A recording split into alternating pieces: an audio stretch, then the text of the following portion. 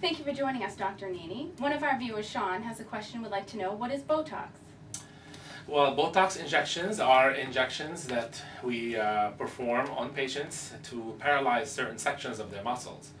Botulinum is actually a bacteria that blocks the conduction between the nerve and the muscle, so it paralyzes the muscle in those certain spots that we inject it in. Does it hurt?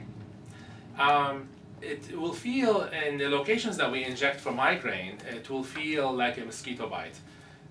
There will be a few of them, but it's usually generally not a painful procedure, and generally we do not give any local anesthetic with it. And it should be a straightforward kind of procedure.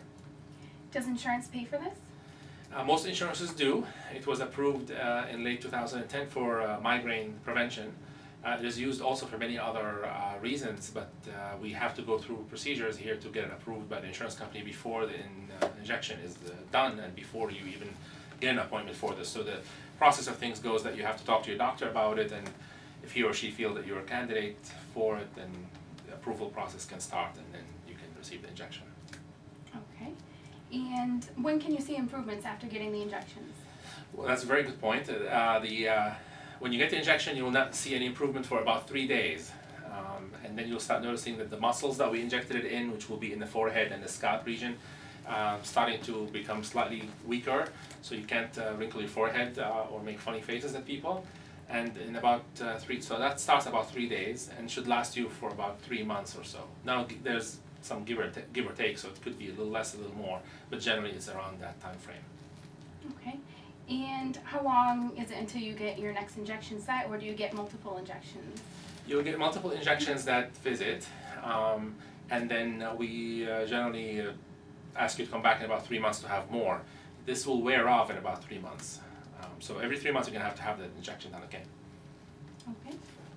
And potential side effects of this, which is one of the questions that we get asked by Sean on Facebook, was what are the potential side effects of this procedure? And the Botox works by paralyzing the muscles that we injected in. So obviously one of the side effects is that there will be too much paralysis. When we use it for migraine, we are injecting the forehead and the scalp region, a little bit of the neck region.